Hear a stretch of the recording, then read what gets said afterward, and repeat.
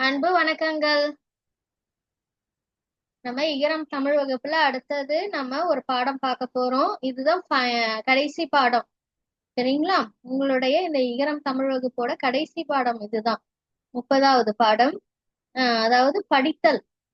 படித்தல்ல நீங்க இதை முடிக்க போறீங்க. சரிங்களா? இப்ப அந்த பாடம் என்னன்னு நம்ம பார்க்கலாம்.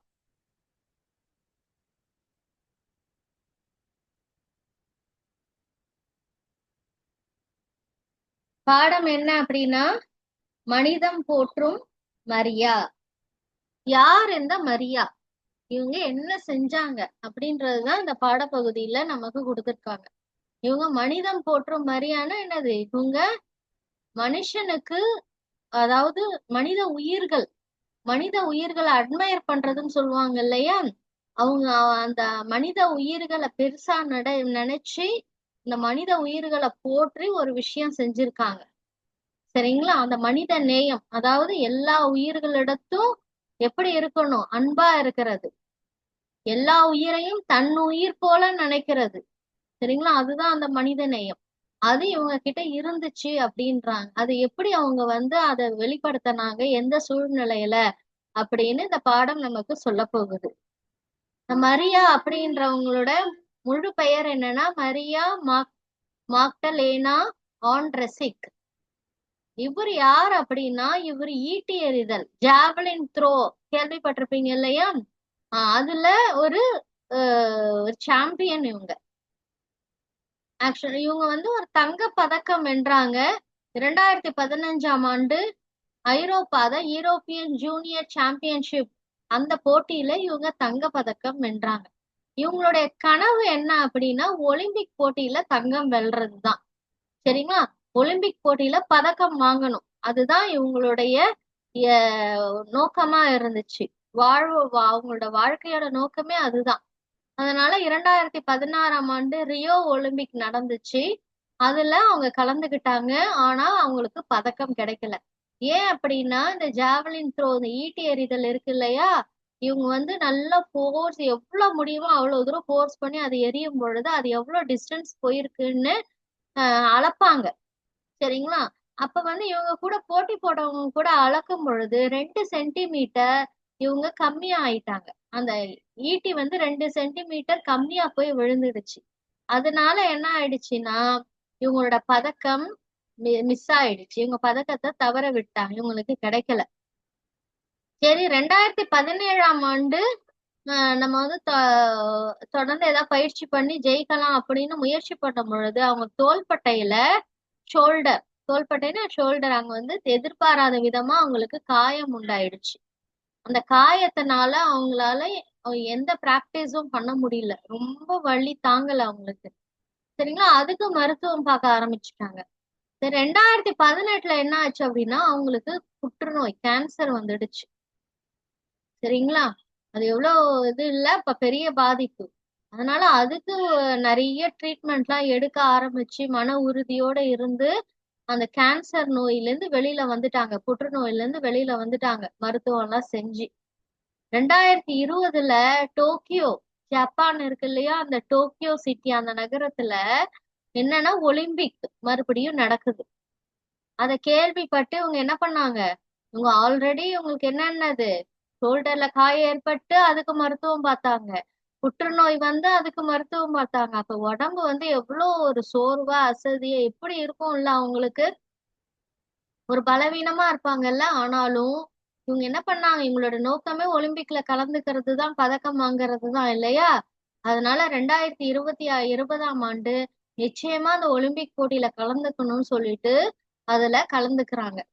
கலந்துகிட்டு உங்க மன உறுதி, உடம்பு பலவீனமா இருந்தாலும் அந்த மன உறுதியோட இவ்வளவு, அதான் சிங்கம் போல அப்படின்னு சொல்றாங்க பாருங்க, அவ்வளவு கம்பீரமா அந்த மன உறுதி இருந்தாலே நம்ம சிங்கம் போல அவ்வளோ ஒரு தைரியமா நிப்போமா. சரிங்களா? அததான் இங்க நம்ம கத்துக்கணும். மன உறுதினா என்னது? Mind strength. நம்ம பிசிக்கலா வீக்கா இருந்தா கூட மைண்ட் ஸ்ட்ரென்த் இருந்ததுன்னா எவ்வளவு ஜெயிக்கலாம்.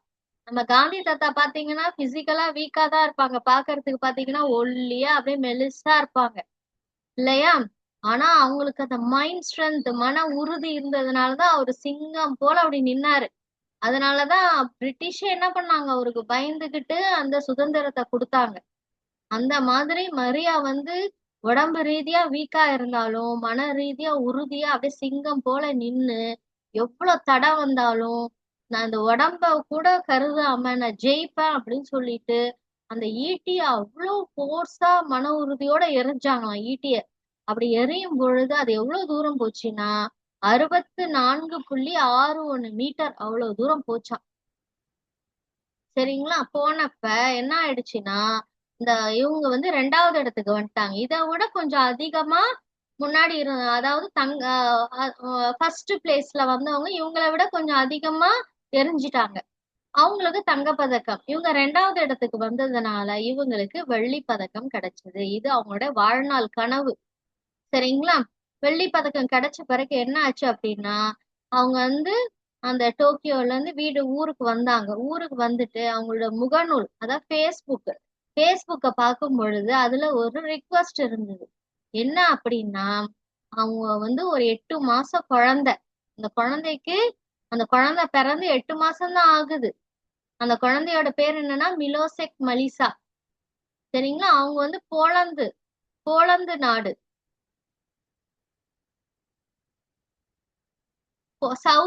சவுத் போலந்து அந்த நாட்டை அவங்க வந்து சேர்ந்தவங்க, தெற்கு போலந்து சேர்ந்தவங்க. அந்த குழந்தைக்கு என்ன இருக்குன்னா ஒரு இதயத்துல ஒரு பிரச்சனை இருக்கு. அதுக்கு அறுவை சிகிச்சை பண்ணணும். அதுக்கு அறுவை சிகிச்சைக்கு பணம் இல்லை அவங்களோட பேரண்ட்ஸ் கிட்ட, அவங்க பெற்றோர் கிட்ட. அதனால இவங்க கிட்ட உதவி கேட்டு அந்த முகநூல் அந்த ஃபேஸ்புக்ல ரிக்வஸ்ட் அனுப்பிச்சிருந்தாங்க. உடனே இதை பார்த்த உடனே மரியாக்கு என்னாச்சு, ரொம்ப கஷ்டமாயிடுச்சு. அந்த ஈட்டி எறிதல் அந்த ஸ்போர்ட்ஸ் உமன் இருக்காங்க இல்லையா, அவங்களுக்கு ரொம்ப கஷ்டமாயிடுச்சு.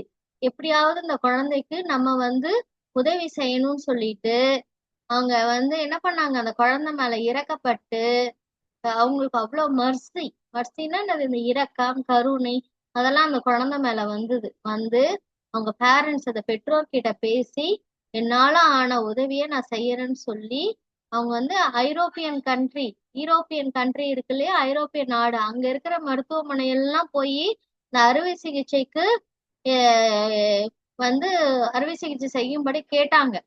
ஆனா யூரோப்பியன் கண்ட்ரிஸ் அதாவது ஐரோப்பிய நாட்டுல இருக்க மருத்துவமனை எல்லாம் அது செய்ய முடியாதுன்ட்டாங்க. உடனே இவங்க என்ன பண்ணாங்க, அமெரிக்கால இருக்கிற ஸ்டான்ஃபோர்ட் யூனிவர்சிட்டி அங்க இருக்கிற அந்த மெடிக்கல் காலேஜ் அந்த மருத்துவமனை அங்க வந்து போய் இந்த மாதிரி ஹெல்ப் பண்ணுங்க ஆதரவு கொடுங்கன்னு கேட்டாங்க. கேட்ட உடனே அவங்க ஓகே சொல்லிட்டாங்க.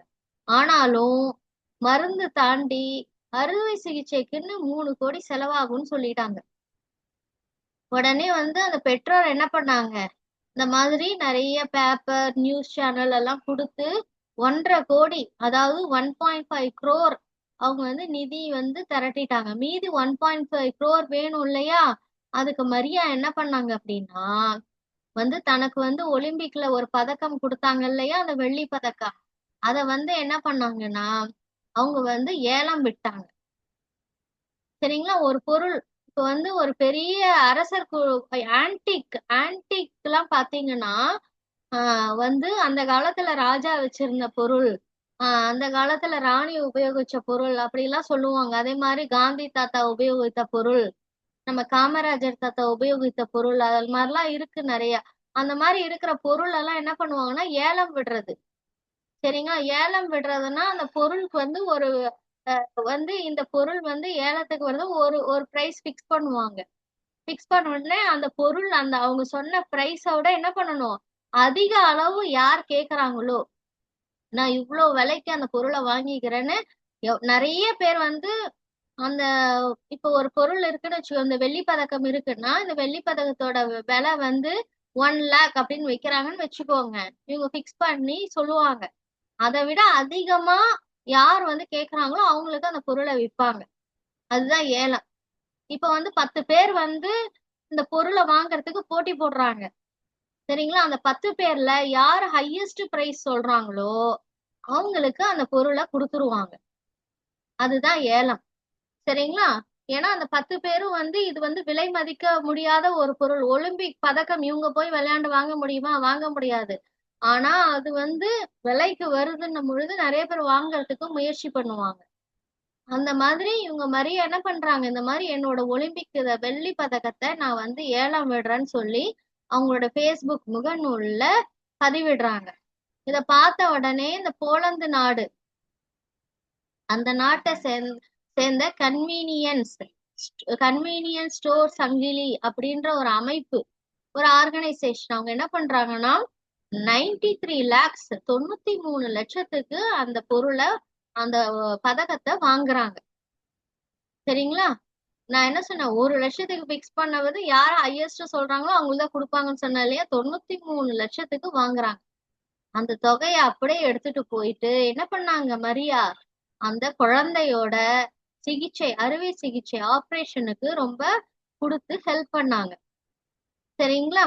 இத கே இத இத இத கேள்விப்பட்ட நிறைய பேர் வந்து மரியா கிட்ட கேக்குறாங்க, உங்களுடைய வாழ்க்கையோட கனவே அந்த ஒலிம்பிக் பதக்கம் தானே, ஆனா அந்த பதக்கத்தையே நீங்க இந்த மாதிரி ஏலம் விட்டு அத வந்து வேற ஒரு குழந்தைக்கு செலவு பண்ணிட்டீங்களே அப்படின்னு கேட்கும் பொழுது அவங்க சொல்றாங்க, இந்த வெள்ளி பதக்கம் வந்து நான் வாங்கினது எனக்கு சந்தோஷம்தான், அது என்னோட கனவு தான்.